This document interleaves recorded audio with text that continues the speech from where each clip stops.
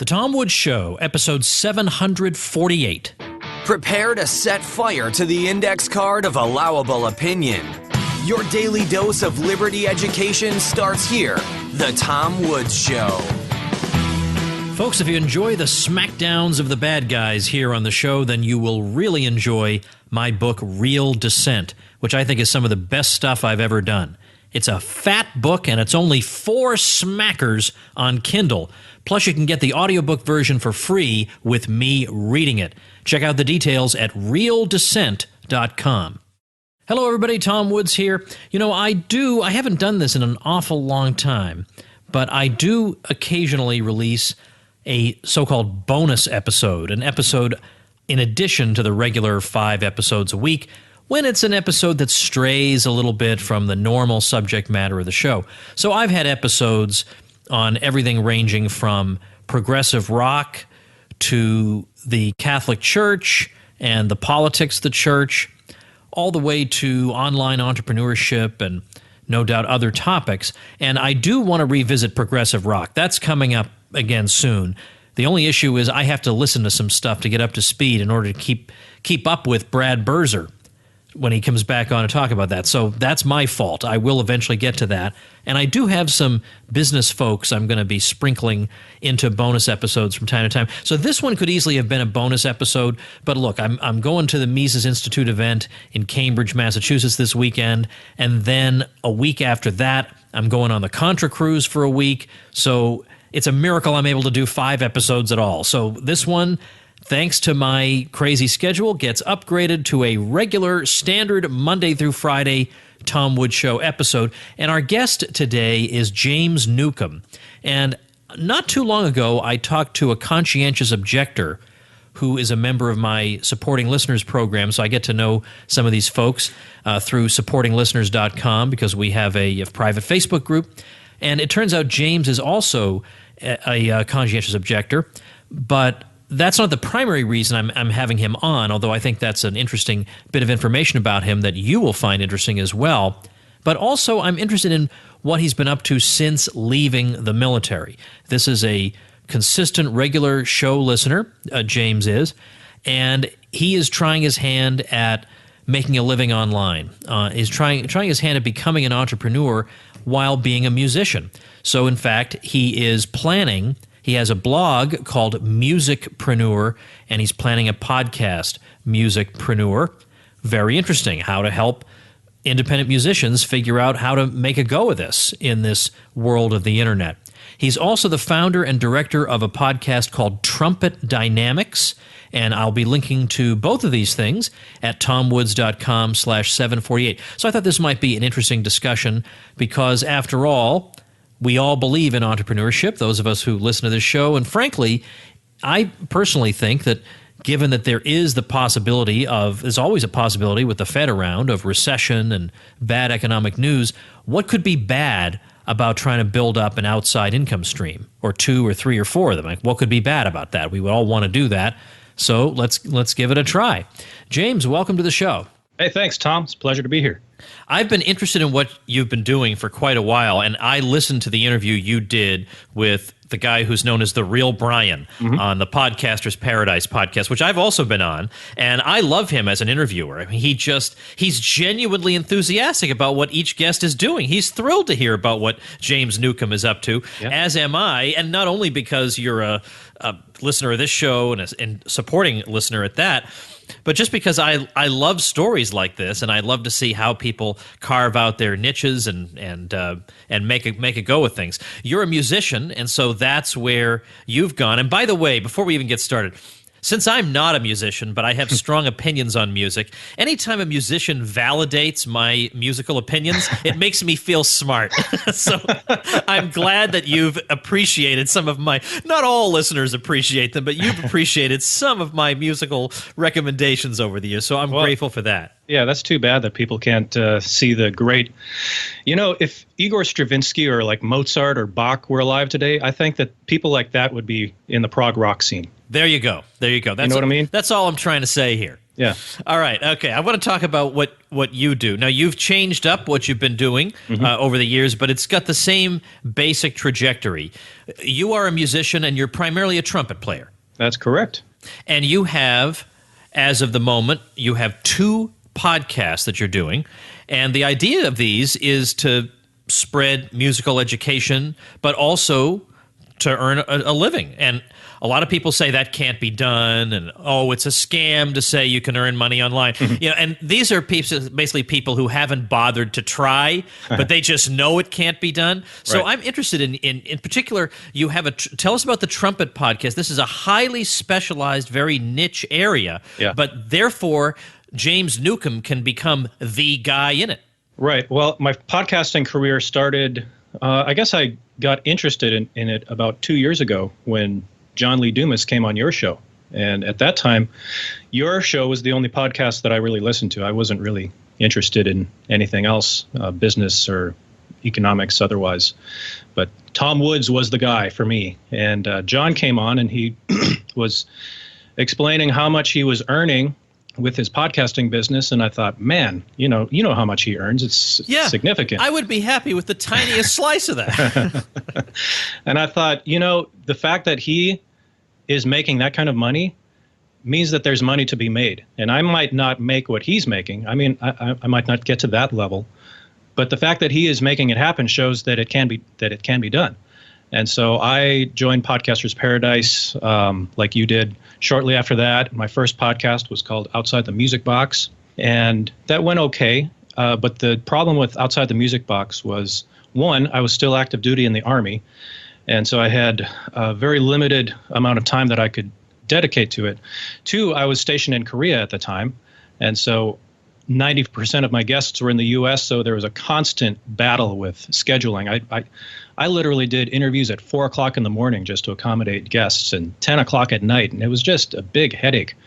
But really the big problem with Outside the Music Box was I just didn't take the time to really niche down. It was just a little too broad of a topic. I was trying to get people to think about how music is always in our lives. It's how you can just walk outside and listen to the birds sing and there's music. And ultimately, it was just a little bit too broad to really nail down a core audience. And so I decided to regroup a little bit, and I started another podcast called Trumpet Dynamics, and it's actually going really well, all things considered. I started out as once a week, and it's been educational for me. Like, I've played trumpet for 32 years now, and I can't tell you how much I have learned just doing this podcast. And a thing that I like to say to people is, if you want to get free mentorship or free lessons or free education, start a podcast, because you have the opportunity to talk to people who are experts in your niche. And they don't want to necessarily just talk to you, but you have an audience and you have a means that they can communicate their message to other people. And I can't tell you, Tom, how much I have learned just talking to people who will forget more about trumpet than I'll ever learn. And so it started out as once a week, and I don't know if you were following John Lee Dumas. I guess he's my go-to mentor when it comes to podcasting. Oh, yeah. I follow him closely. Yeah. I'm curious to see when he tries things, if they work or they don't work. And even when he sends out emails to his list, half the time he's promoting an affiliate product that I'm aware of, and I want to see how he promotes it because he's the master. And he's gotten to the point where he's promoting his own products now. And that's really where the money is to be made, right there. Yes. Anyway, he had his big push was for the Freedom Journal, and he had a Kickstarter campaign. And one of the perks for the Kickstarter campaign was you contribute a certain amount, and then you can spend an entire day with him in Puerto Rico. And so I just left the military. I had some money in savings, and I thought, man, if I don't take this opportunity now, I might never get this opportunity again. And I paid the money and went out to Puerto Rico. And the result of my time with John was this idea called Musicpreneur.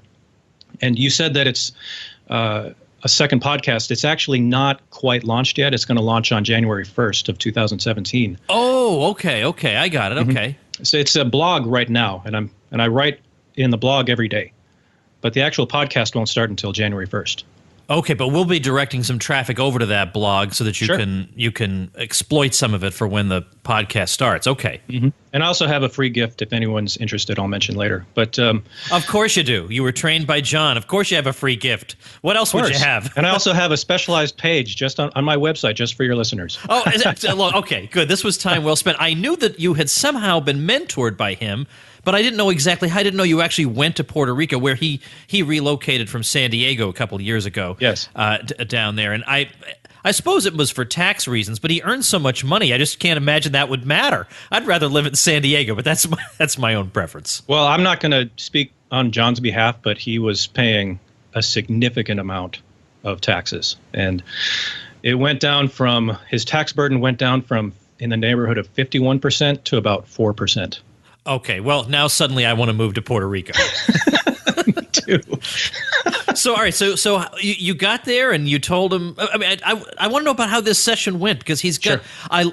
I'm going to link to the people listening to this really need to listen to my episode that I did with him. Yes. I'm going to link to it at tomwoods.com/748. You really need to listen to this, because this is a guy who for real makes this work and who started from nothing. And in fact, he says his first few podcast episodes are just embarrassing. He's so bad at it, but he just kept going and kept going and kept going and learning and implementing.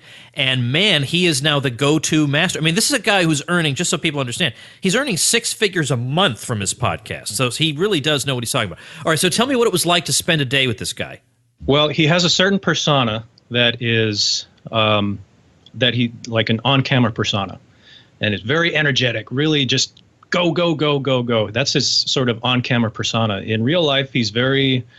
I'd say he's much more relaxed than he is when he's podcasting or doing a webinar or something. Yeah, I would say that he's more. I guess he's just tame, much more so than his on-camera persona. And by the way, I think that would be a fine way for him to run his different things, because I sometimes feel like he's overdoing it.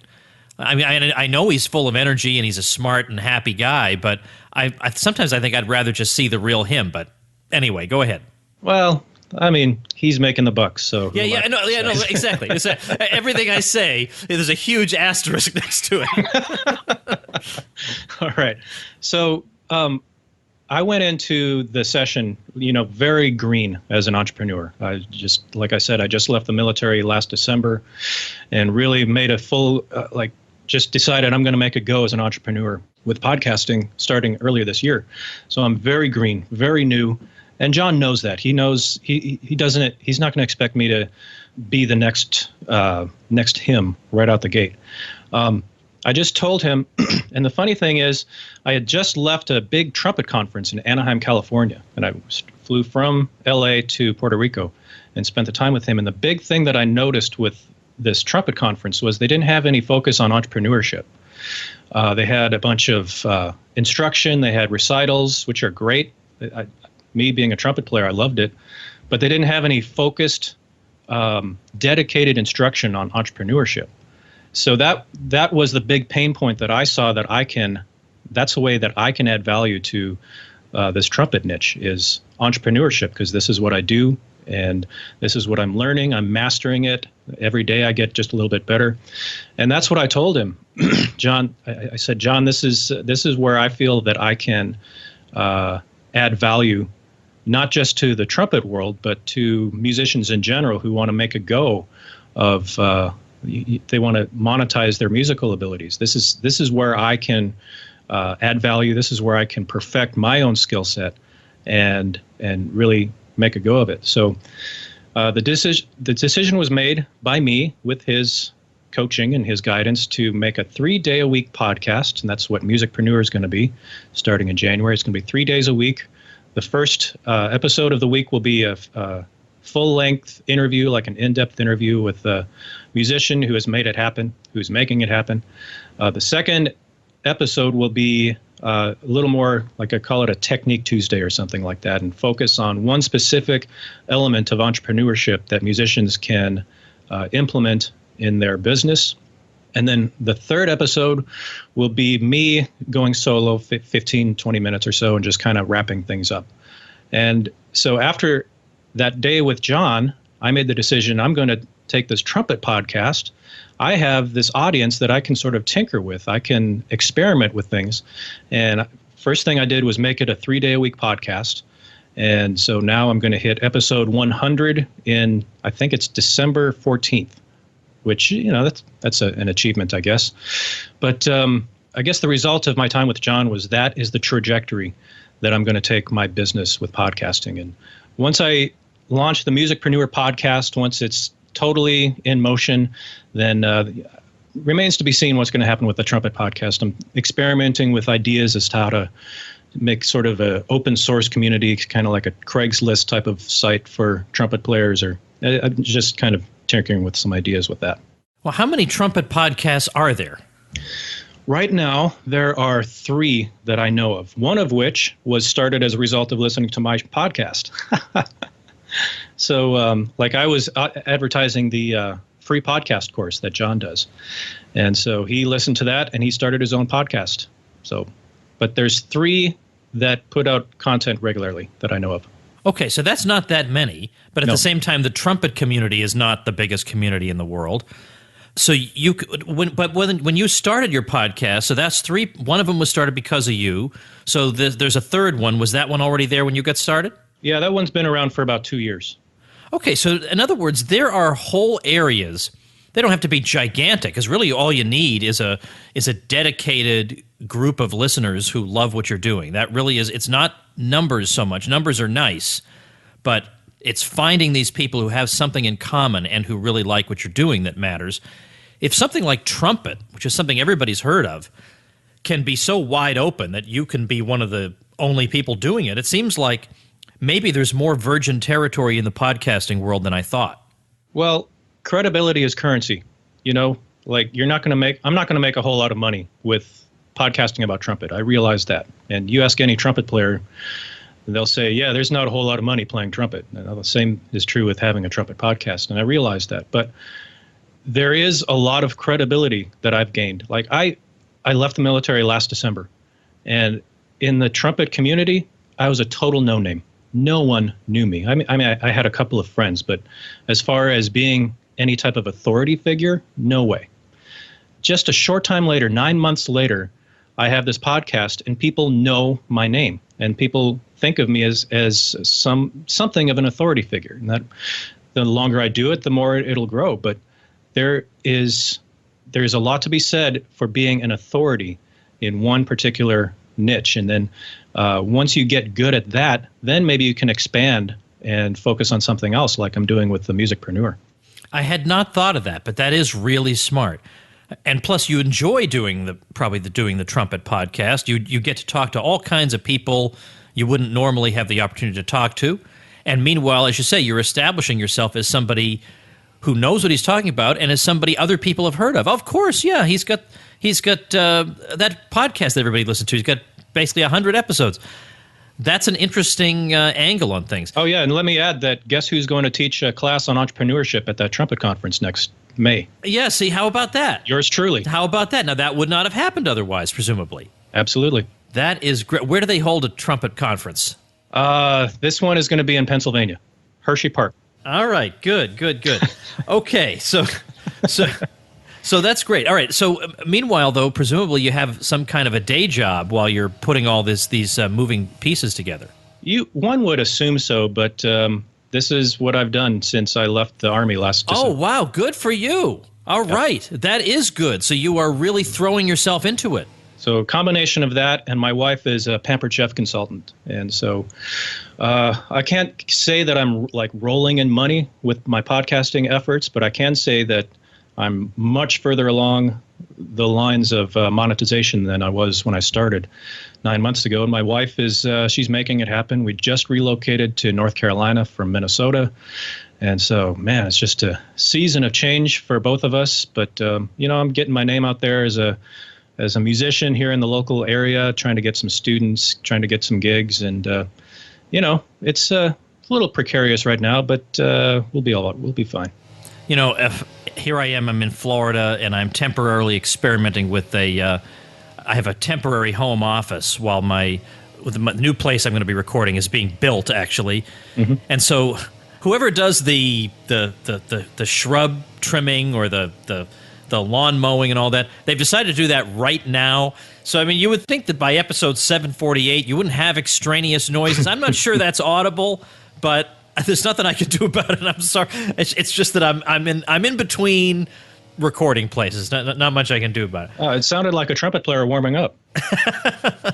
All right, James, let's talk about what music entrepreneurship is. What is it that a musician? What are some things a musician, an independent musician in this day and age, needs to know about entrepreneurship that musicians likely don't know? Well, the big quandary that I've found with musicians is twofold. One is, on the one hand, music is something that, like your mom sings to you she sings to you when you're asleep. It's something that you learn in school. It's just always there. Music is ubiquitous. And so it's kind of a struggle for some musicians to sort of package that and make a product, a saleable product, out of something like how can you package air? Can you figure out how to do that? And it's kind of the same thing with music. And so what I have come up with, or the sort of the solution that I have come up with, is that music itself is not the product. That's not how you're going to make money making music. The money is to be made in the experience of music. Like, think about your favorite band, like Big Big Train. We both like Big Big Train. And you can you can listen to the entire album on iTunes for free, or on YouTube for free. But think of the contrast between that and going to a live show of Big Big Train. And that's why you're willing to pay however much it is for a ticket to see Big Big Train. It's $60, $70 for a ticket. It's the experience. It's not necessarily the music. And the next thing is that musicians are so far behind the curve when it comes to modern entrepreneurship. There's a lot of old timers who say, carry your business cards with you at all times, network, and that's great. But by and large, musicians are just not, they're far behind the curve when it comes to using the internet, using YouTube, building an email list. They're just not aware of the tools that are available. And when it comes right down to it, it's not that much different than what you do, Tom, with like your biggest drive with all of these free ebooks that you offer is you want people on your email list, right? Right. And it's really not that much different for musicians. So that is the two biggest things that I see that musicians need to understand, is that you have to understand that the product of music that you're going to sell isn't your music. It's the experience that you're providing. And the second is to just be aware of the tools that are available to promote yourself and make a name for yourself online. Did you happen to hear the interview I did with Leah McHenry? Yes. In fact, I am a member of her musician academy. Okay. Well, how about that? Because she's very much operating along these lines. And the impression I get is that she's talented and she wants to share her music.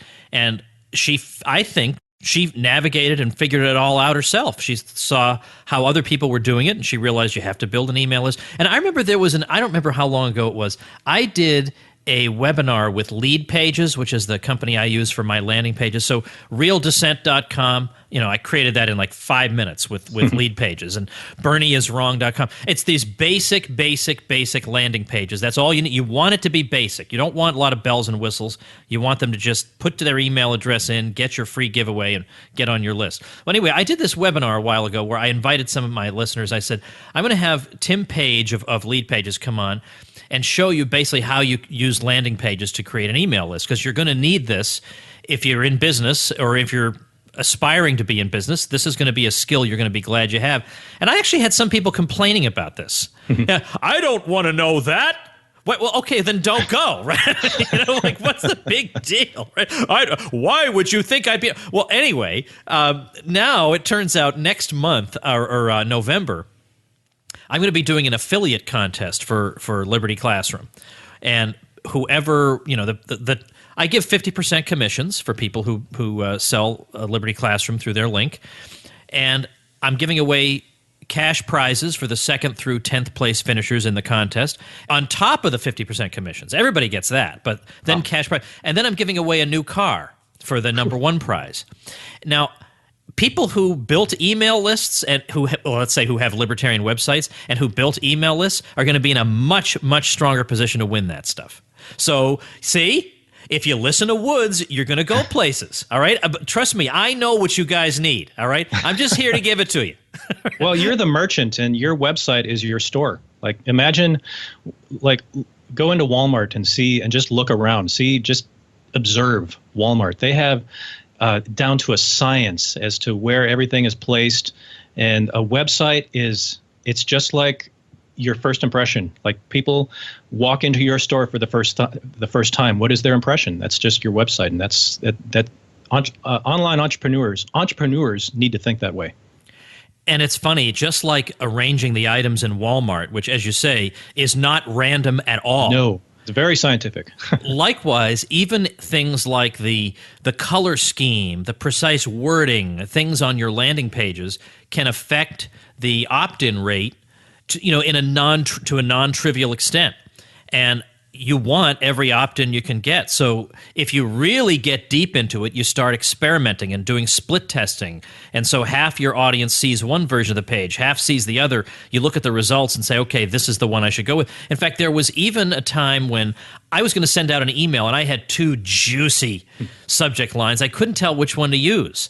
So I sent it out for 3 hours and split tested it. Half got one, half got the other. And I saw which one got more people to open it up. And one of them, it was like a 8 percentage point difference. Like, it was a big difference. Mm-hmm. So I canceled the second one and I went with the first one. I mean, I love stuff like this. I mean, I'm sorry to keep blabbing on, but at my high school reunion last year, I met one of my old sort of acquaintances, and it turns out she does social media and advertising and stuff for Procter & Gamble. So she knows all about split testing and all this stuff. And we just talked endlessly because we finally found somebody who gives a darn about this stuff. That's funny. All right. So this is all good stuff, but you keep mentioning that you used to be in the military. So I do want to talk about that for a minute, if I may. Okay. What were the circumstances there? You left the military. Well, that's sometimes easier said than done. So tell me the why and the how. Man, I knew you were going to ask me that. I did. Yeah. I was in the military twice. The first time was in 94 to 98. I was right out of high school. I'm 40 years old now. And the second time was 2008 through, like I said, last December. And there's 2 ways of exiting the military. You can either finish out your term of service and like get discharged like everyone else, or you can maybe go the conscientious objector route if you feel like your views are that strong, which I did, and I pursued that. Ultimately, it ended with me breaking the rules because I encountered delay after delay after delay. I experienced a lot of indifference, a lot of just blatant incompetence there in Korea, and it ended with me going on an unauthorized trip to Taiwan from Korea, which apparently is a big deal. And so I was reduced in rank and was given a new discharge date, and so that's how it ended. It was unfortunate, but it was for a good purpose, I guess. When did you enter the military, and did you have different views then, and how did they change?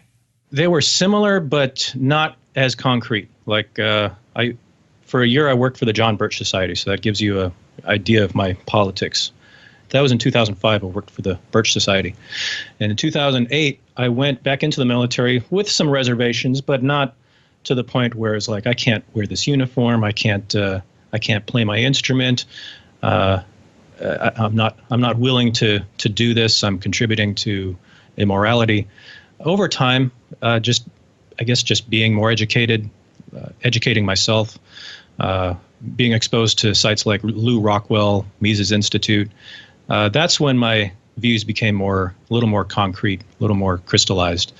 And I guess it was about 2 years ago today, this time about 2 years ago, I put in the paperwork to be discharged as a conscientious objector. And a year later, there was no movement. And honestly, I think just the waiting and the uncertainty just got the best of me. And I just decided, forget it. I'm just going to break a rule and get out of here. What if that hadn't happened? How long had you anticipated you'd spend in the military? Were you going to go the whole way, get the retirement package and all that? No, my contract at the time would have expired in May of 2018. So, man, hard to imagine me being in the Army that long.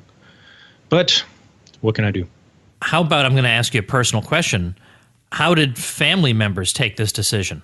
My wife was very opposed to it at first because she has what people call the security gland that men don't really have, but women like to know that things are set in place. And the military does provide at least an illusion of security, knowing that even if you don't get paid, then Congress will, they'll get you back pay. You sort of have this idea, this understanding that you're still going to get paid no matter what happens. You're going to have that. So she was very, very much against it from the get-go. But I just reached a point where I was like, sorry, I have to do this. I absolutely cannot contribute to this war anymore.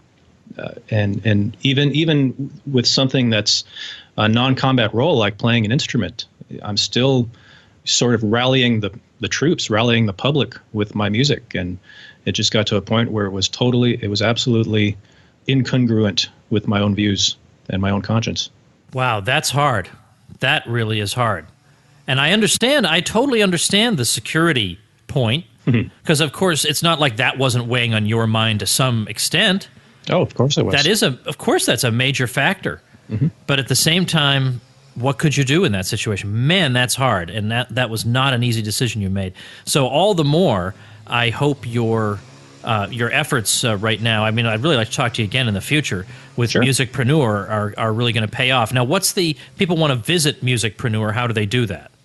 Well, I've created a special page just for listeners of this show. You can go to musicpreneur.com, and it's MUSICPRENEUR, musicpreneur.com/woods.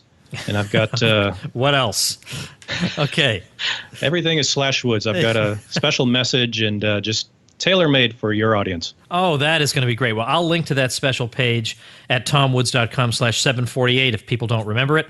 So we'll put that there, and anything else you want to send me that would be good to put there, I'll gladly add. So I think this counts as the publicity you get for using my Bluehost link. I would say, yeah, this is sufficient. I think I can live with this. All right, good. All right, great talking to you, James. Best of luck. Thanks, Tom. All right, now my hope is that by tomorrow I will be able to tell you the site where you can download my next free ebook, and it'll be available. It's called Education Without the State, and the trouble I'm having is I've got it as a Word document, and normally I have somebody who does all the work on it. They do the file conversion and all that stuff. But when I try to convert it to a PDF, it sometimes, when I use one of these free online services, sometimes it sort of works. Sometimes it doesn't work at all in the sense that the PDF doesn't use the same font that I want. I mean, I want it to be exactly the way my Word file looks, just as a PDF. Or on those services where they do get the font right, then at the end there's some weird graphic problem. So it looks like I need to hire somebody, and I did hire somebody who thought he was going to make a quick buck by just running it through one of these free online services. Look, man, I already did that. That's why I'm going to you. So I should be able to dig out somebody who's capable of doing this. So I am hopeful that I will be able to say to you, here you go. Here's your free ebook. Go enjoy it over the weekend. So let's hope. Keep your fingers crossed, and I'm going to be able to make this work, and I'll talk to you tomorrow. Become a smarter libertarian in just 30 minutes a day. Visit tomwoods.com to subscribe to the show for free, and we'll see you next time.